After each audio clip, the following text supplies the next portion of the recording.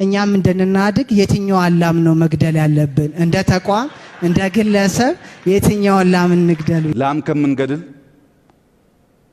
እኔ ጋር ነህ ብናስቀር ከትንሿ ቢግኒንግ ብንጀምር የምትመኘውን ብልጽግና ለማምጣት ያስችላል። ስሜ ናትናኤል አብርሃም ይባላል። እዚህ ስለተገኘው እጅግ በጣም አመሰግናለሁ። ጥሩ ፕሬዘንቴሽን ነበር።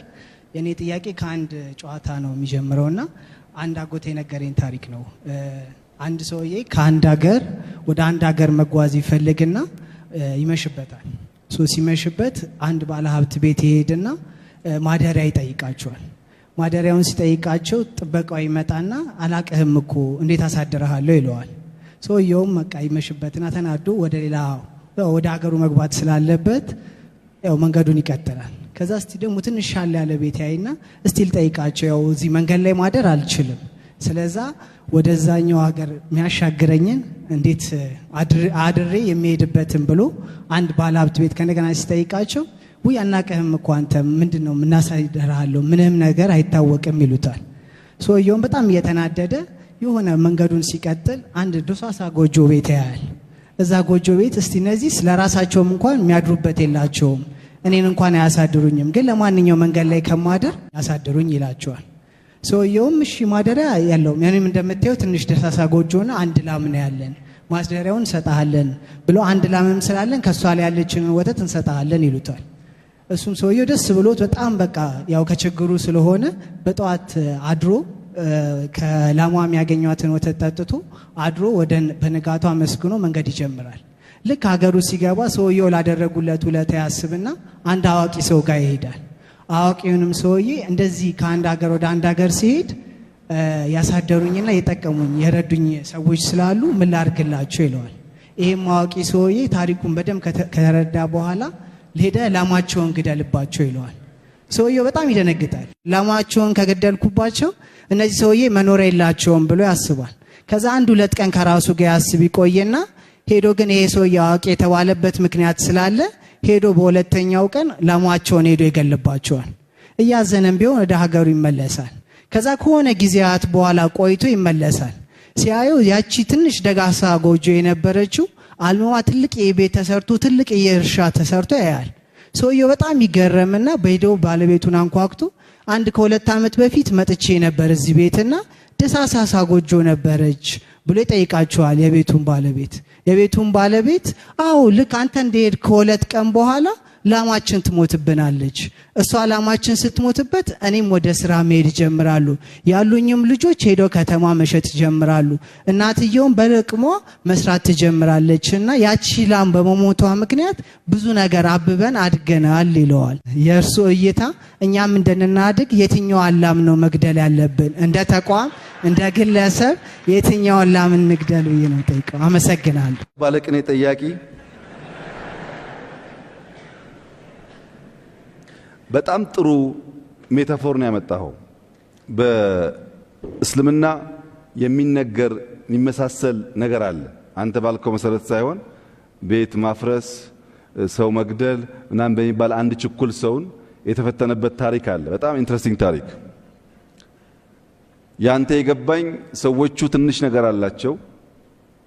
እሷን ተማምነው በደህንነት ሲኖሩ ያችን ትንሽ ነገር ሲነጠቁ የተከማቸ የተደበቀ ፖቴንሻላቸውን አውጥተው ሀብት ፈጠሩ ነው።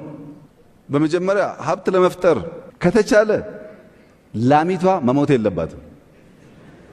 ከተቻለ ምክንያቱም ላሚቷን መግደል ብቸኛው ሀብት ማምጫ መንገድ ስላልሆነ። ትክክል ነህ፣ አዘናግታቸዋለች፣ ግን ብቸኛው እሱ አይደለም። ከዚህ ላም በተጨማሪ ስራ ብትሰሩ እኮ ትርፋማ ትሆናላችሁ የሚል ማስተማርም ሌላው መንገድ ሊሆን ይችላል። ነገር ግን ፊር አዲስ ነገር ኤምብሬስ ለማድረግ አለመሞከር ታስረህ ማለት ነው። በካልቸር ሊሆን ይችላል፣ በእምነት ሊሆን ይችላል፣ ይበቃኛል በሚል ልምምድ ሊሆን ይችላል።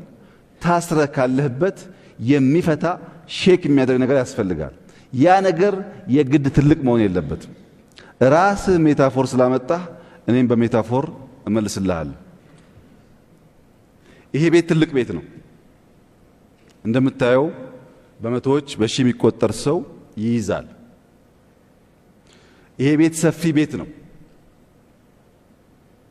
ይሄንን ቤት ይሄንን አዳራሽ እኔ እናንተ እንድንገባና እንድንወጣ የሚያስችለን ያበር ነው። የበሩ ሳይዝ እንደምታየው ከቤቱ ሳይዝ በጣም ያንሳል። ሚናው ግን ቀላል አይደለም። እንደገና በሩን ካየ በኋላ የበሩን መዝጊያ ጋን ብታይ፣ መቆለፊያውን ጋን ብታይ ከበሩ ሳይዝ በጣም ነው የሚያንሰው። ግን የምንከፍተው የምንዘጋው በሱ ነው። መጨረሻ ላይ ከሁሉ ያነሰው መፍቻዋ ቁልፍ የዚህን አዳራሽ 0.1% ሳይዝ የማትወስደዋ ቁልፍ ከበሩ እንኳን ስታስተያያት በጣም ያነሰችው ቁልፍ እራሱ ከጋኑም ስታስተያያት ያነሰችዋ መፍቻ ቁልፍ ግን እኔ እናንተን ቆልፋ ታስቀምጣለች፣ ከፍታም ታስወጣለች። ትንሿ ቁልፍ እዚህ በሚያክል ቤት ውስጥ ያለን ሰዎች መውጣት መግባታችን የምትወስን ከሆነ ሃምብል ቢግኒንግ ያነሰ ይመስል ቢግኒንግ ትላልቁን ነገር ሊያንቀሳቅስ ይችላል ማለት ነው። በዚህ አግባብ ኢትዮጵያ ውስጥ መጠየፍ ያለብን መሸሽ ያለብን መግደል ያለብን ነገር ዘረኝነት፣ ሰው መጥላት፣ መንደርተኝነት፣ ስራ መጥላት፣ የተሰራን ስራ አፕሪሼት ማድረግ አለመቻል። አፕሪሼት የማያደርግ ሰው የማደግ አስፕሬሽን የለውም ማለት ነው። እነዚህ ክፉ ልማዶች ላም ከምንገድል እኔ ጋር ነህ ብናስቀር ከትንሿ ቢግኒንግ ብንጀምር የምትመኘውን ብልጽግና ለማምጣት ያስችላል። መደመር፣ መስራት፣ መትጋት፣ ባለን ነገር አለመርካት፣ የበለጠውን ነገር አስፓየር ማድረግ። ያ ግን ከትጋት ውጭ እንደማይመጣ አምነን የምንሰራ ከሆነ በጣም መልካም ነገር ይሆናል። ጥንቃቄ የሚያስፈልገው የተሻለ ቤት ያላቸው የተሻለ ስፔስ ያላቸው ሰዎች እንግዳ አይቀበሉም። ያነሰ ብቻ ያላቸው እንግዳ ይቀበላሉ ወደሚል ግን እንዳይወሰድ። እንግዳ ለመቀበል ማነስ የለብንም። የተሻለ ሰርተን ያነሰ ሳይዝ ካላቸው ደግሞ ባህሪያቸው መውሰድ አለብን እንጂ ጥሩ አዛኝ ለመሆን እንግዳ ተቀባይ ለመሆን በጎጆ ውስጥ ደግሞ እንዳንቀር ጥንቃቄ ያስፈልጋል ማለት ነው።